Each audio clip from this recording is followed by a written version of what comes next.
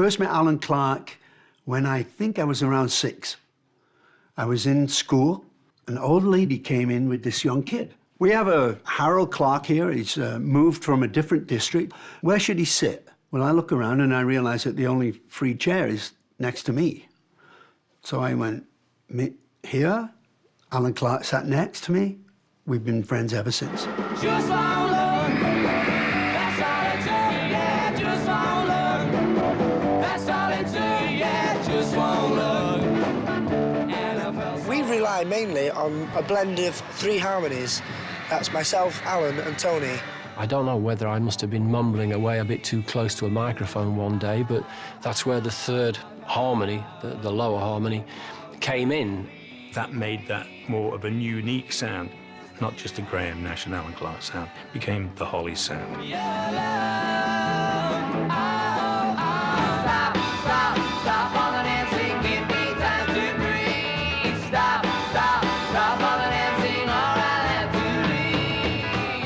We had this one song, which is Stop, Stop, Stop, which was probably one of the first hits that we had that we wrote together. And we thought, well, that's great, it's a great song. Fancy is writing that, oh, great. And it got into the charts.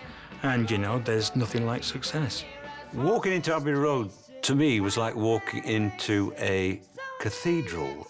Holy is not really the right word, but it's almost the right word. On the carousel, on the carousel. We always used to do the choruses round one microphone facing each other. So that's how we used to get the harmonies in perfect time. Up, down, up, down, up, down, two.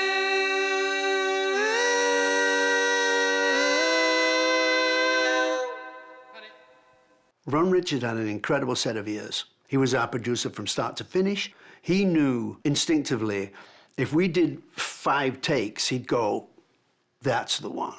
And he always said, come and have a listen. For any other take, he wouldn't use that phrase. If we're in number 2 studio, we'd fly up that flight of stairs. We wouldn't touch the steps.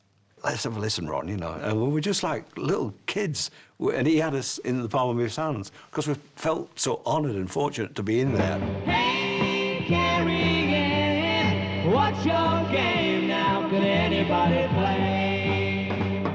We were doing a TV show, and I remember actually going out of the dressing room to go and get something to eat, and when I came back, I could hear these 2 voices singing something about Carrie Ann, Marianne, and I thought, that sounds pretty good. I better get in there because I need a piece of that song. Hey, Carrie Ann, what's your game now? Can anybody play?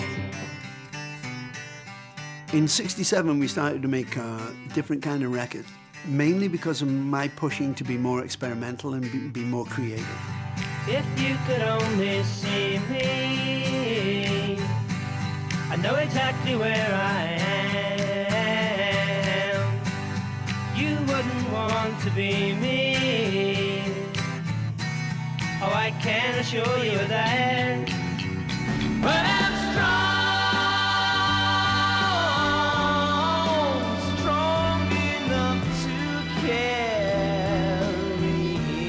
him. He ain't heavy, he's my brother. We used little Elton John, and he did the keyboard on He Ain't Heavy's My Brother, and quite a few other recordings of ours. I think we paid him £12. If we used him today, he'd want more. 9 or 10 months after I left the Hollies, Crosby, Stills and Nash played Woodstock. And I think, well, because I've left, what are the Hollies going to do? And what they do is they turn around and record a #1 record. I mean, screw them. Who gave them permission to do that after I left? One thing I'm aware of through the Hollies' career is that our catalogue is so diverse. So we really haven't fallen into any category. People loved us for who we were. Mums would love us to marry their daughters because we were a safe option. We were just a great group that sang great songs and had a lot of hits.